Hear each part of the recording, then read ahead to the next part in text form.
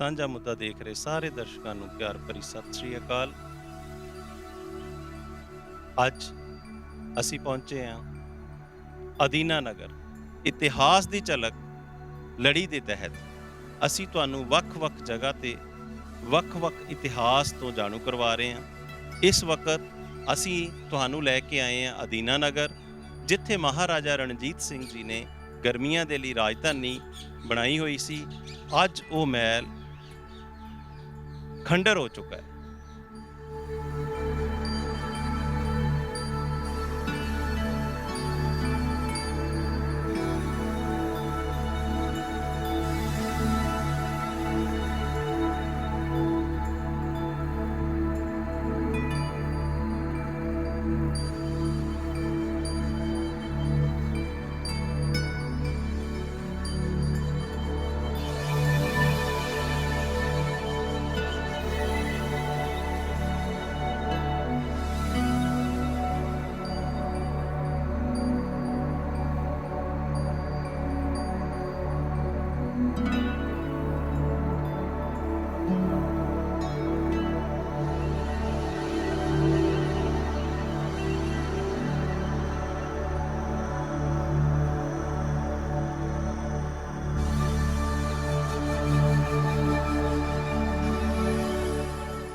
ਸ਼ੇਰੇ ਪੰਜਾਬ ਮਹਾਰਾਜਾ ਰਣਜੀਤ ਸਿੰਘ ਨੇ ਇਹ ਮਹਿਲ ਗਰਮੀਆਂ ਦੀ ਰਾਜਧਾਨੀ ਹੀ ਨਹੀਂ ਬਣਾਇਆ ਹੋਇਆ ਸੀ, ਬਲਕਿ ਸਿੱਖ ਰਾਜ ਦੇ ਬਹੁਤ ਸਾਰੇ ਅਹਿਮ ਫੈਸਲੇ ਵੀ ਇੱਥੇ ਬੈਠ ਕੇ ਲਿਆ ਕਰਦੇ ਸਨ।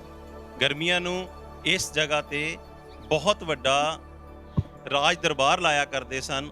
ਈਵਨ ਈਸਟ ਇੰਡੀਆ ਕੰਪਨੀ ਦੇ ਉੱਚ ਅਧਿਕਾਰੀ ਵੀ ਮਹਾਰਾਜਾ ਰਣਜੀਤ ਸਿੰਘ ਨੂੰ ਇਸੇ ਹੀ ਮਹਿਲ ਵਿੱਚ ਆ ਕੇ ਮਿਲੇ। ਮਹਾਰਾਜਾ ਰਣਜੀਤ ਸਿੰਘ ਦੀ ਸ਼ਹਾਦਤ ਤੋਂ ਪਹਿਲਾਂ ਸੰਨ 1838 ਵਿੱਚ ਗਰਮੀਆਂ ਦੀਆਂ ਛੁੱਟੀਆਂ ਮਹਾਰਾਜਾ ਰਣਜੀਤ ਸਿੰਘ ਇਸੇ ਮਹਿਲ ਦੇ ਵਿੱਚ ਬਤੀਤ ਕਰਕੇ ਗਏ।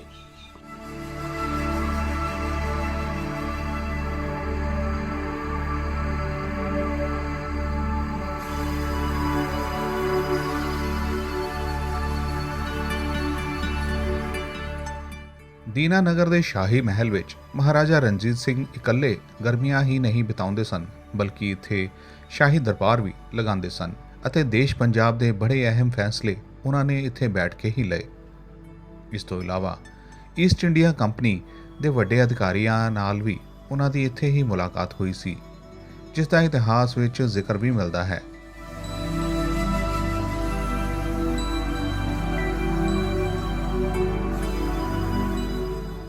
ਅੰਗਰੇਜ਼ ਅਫਸਰਾਂ ਵੱਲੋਂ ਸੰਨ 1838 ਵਿੱਚ ਜਦੋਂ ਦੀਨਾ ਨਗਰ ਵਿਖੇ ਮਹਾਰਾਜਾ ਰਣਜੀਤ ਸਿੰਘ ਨਾਲ ਮੁਲਾਕਾਤ ਕੀਤੀ ਤਾਂ ਉਹ ਸਰਕਾਰ ਖਾਲਸਾ ਦੇ ਦਰਬਾਰ ਦੀ ਸ਼ਾਨ ਦੇਖ ਕੇ ਹੱਕੇ ਬੱਕੇ ਰਹਿ ਗਏ।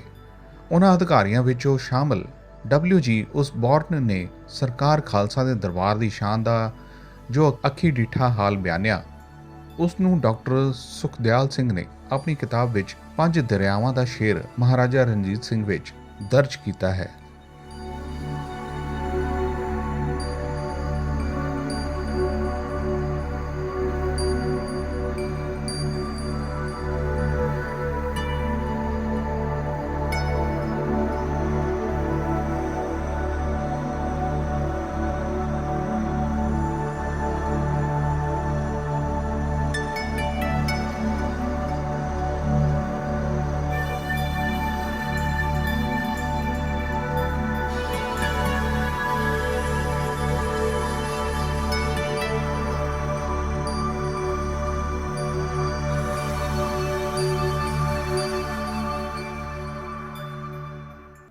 ਮਹਾਰਾਜਾ ਰਣਜੀਤ ਸਿੰਘ ਨੇ ਜਦੋਂ ਇਹ ਮਹਿਲ ਬਣਾਇਆ ਸੀ, ਉਦੋਂ ਸਿੱਖ ਰਾਜ ਜਲੌ ਤੇ ਸੀ। ਇਸ ਮਹਿਲ ਦੇ ਦੁਆਲੇ ਬਾਗਾਂ ਦੇ ਵਿੱਚ ਇੱਕ ਸ਼ਾਨ ਵੱਖਰੀ ਦਿਖਾਉਂਦਾ ਇਹ ਮਹਿਲ ਉਸ ਵੇਲੇ ਦਾ ਖਾਲਸਾ ਨਿਸ਼ਾਨ ਦਾ ਬਹੁਤ ਉੱਚਾ ਤੇ ਸੁੱਚਾ ਚਿੰਨ੍ਹ ਸੀ।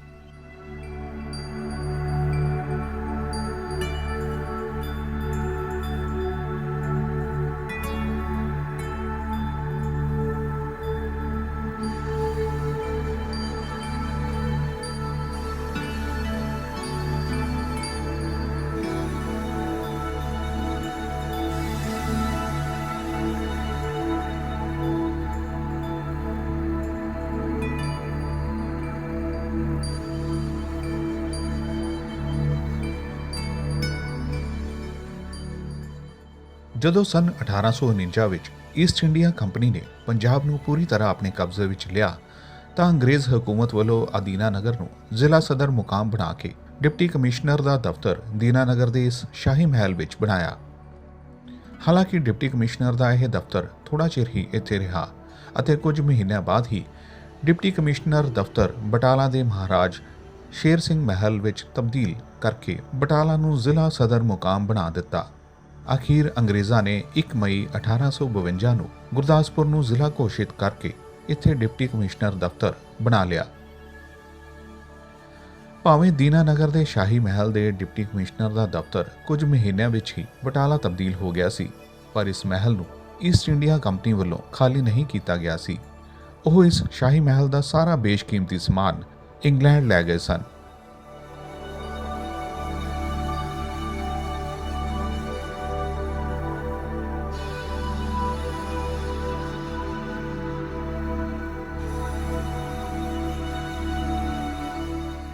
ਸਨ 1947 ਤੋਂ ਬਾਅਦ ਵੀ ਕਿਸੇ ਨੇ ਇਸ ਸ਼ਾਹੀ ਮਹਿਲ ਵੱਲ ਕੋਈ ਧਿਆਨ ਨਾ ਦਿੱਤਾ ਅਤੇ ਆਪਣਿਆਂ ਦੀ ਹੀ ਬੇਰੁਖੀ ਕਾਰਨ ਇਹ ਸ਼ਾਨਦਾਰ ਸ਼ਾਹੀ ਮਹਿਲ ਖੰਡਰ ਵਿੱਚ ਤਬਦੀਲ ਹੋ ਗਿਆ।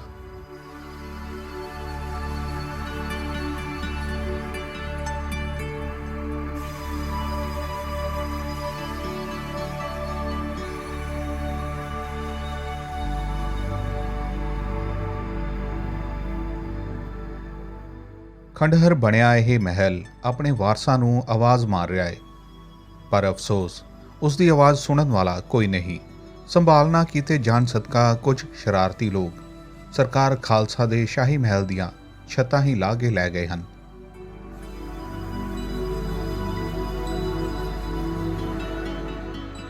ਬਿਨਾਂ ਛੱਤਾਂ ਤੋਂ ਖੰਡਰ ਹੋ ਚੁੱਕੇ ਸ਼ਾਹੀ ਮਹਿਲ ਵਿੱਚ ਥਾਂ-ਥਾਂ ਪਈਆਂ ਨਸ਼ੇ ਦੀਆਂ ਸਰਿੰਜਾਂ ਇਸ ਗੱਲ ਦਾ ਪ੍ਰਮਾਣ ਹਨ ਕਿ ਇੱਥੇ ਹੁਣ ਨਸ਼ੇੜੀਆਂ ਦਾ ਹੀ ਬੋਲਬਾਲਾ ਹੈ।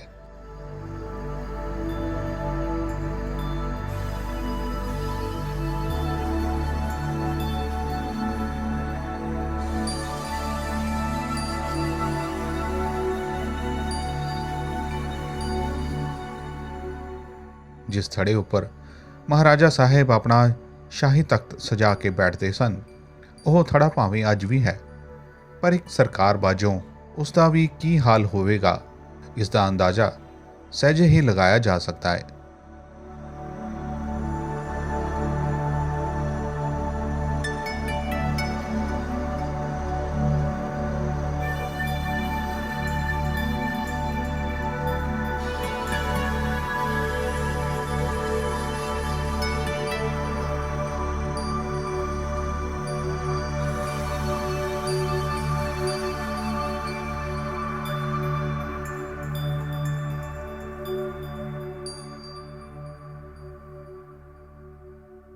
ਖਾਲਸੇ ਰਾਜ ਦਾ ਰਾਜ ਬਹੁਤ ਅਮੀਰ ਸੀ। ਇਸ ਤੋਂ ਨਾਲ ਲਹਿੰਦੇ ਪਾਸੇ ਜਿੱਥੇ ਹੁਣ ਮਿਊਨਿਸਪਲ ਕਾਰਪੋਰੇਸ਼ਨ ਦਾ ਦਫ਼ਤਰ ਹੈ, ਉਸ ਜਗ੍ਹਾ ਤੇ ਮਹਾਰਾਣੀਆਂ ਦੇ ਲਈ ਮਹਿਲ ਬਣਾਇਆ ਹੋਇਆ ਸੀ।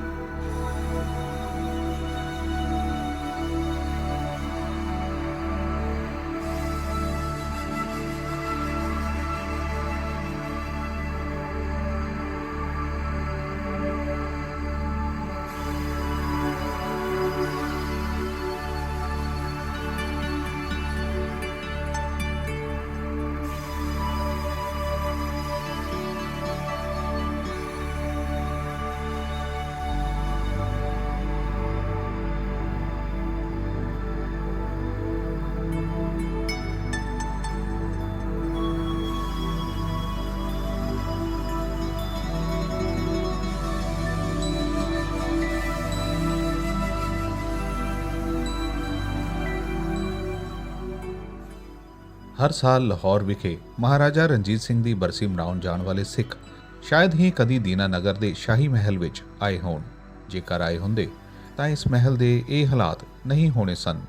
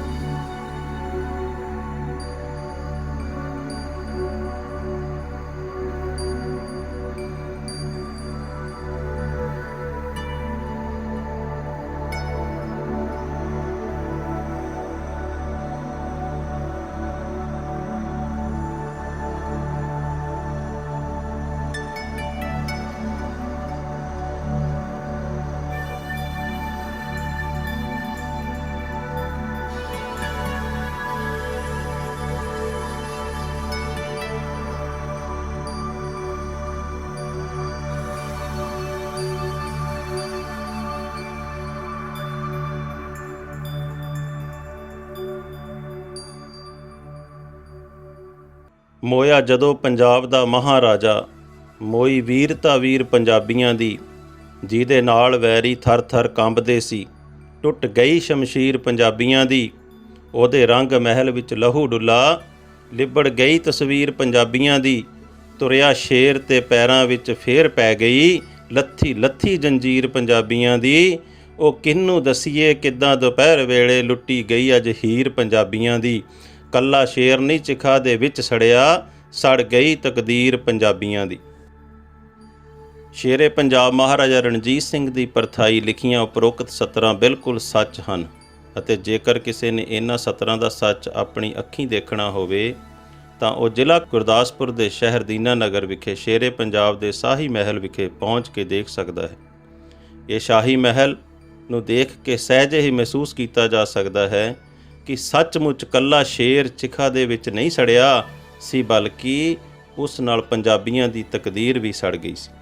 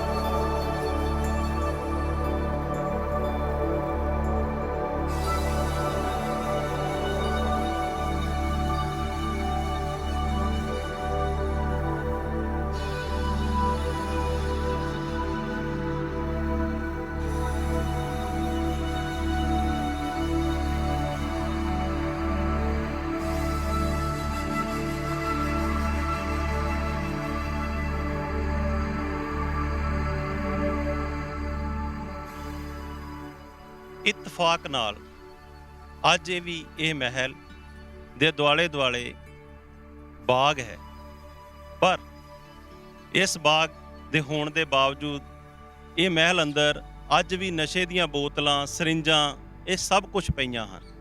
ਨਾਲ ਹੀ ਇਹ ਮਹਿਲ ਤੇ ਬਾਗ ਕਿਸੇ ਦੀ ਨਿੱਜੀ ਜਾਇਦਾਦ ਬਣ ਗਏ ਹਨ। ਇਸ ਮਹਿਲ ਦੇ ਆਲੇ ਦੁਆਲੇ ਬਾਗਾਂ ਦੇ ਵਿੱਚ ਕਲੋਨੀ ਕੱਟੀ ਜਾ ਰਹੀ ਹੈ। ਹੋ ਸਕਦਾ ਹੈ ਕੁਝ ਸਮੇਂ ਬਾਅਦ ਇਸ ਮਹਿਲ ਦਾ ਨਾਮੋ ਨਿਸ਼ਾਨ ਖਤਮ ਕਰ ਦਿੱਤਾ ਜਾਵੇ। ਸਿੱਖ ਪੰਥ ਦੇ ਆਗੂਆਂ ਨੂੰ ਚਾਹੀਦਾ ਹੈ ਕਿ ਇਸ ਮਹਿਲ ਦੀ ਸਾਂਭ ਸੰਭਾਲ ਕੀਤੀ ਜਾਵੇ ਤਾਂ ਕਿ ਮਹਾਰਾਜਾ ਰਣਜੀਤ ਸਿੰਘ ਦੀ ਇਤਿਹਾਸਿਕ ਨਿਸ਼ਾਨੀ ਸਾਂਭੀ ਜਾ ਸਕੇ।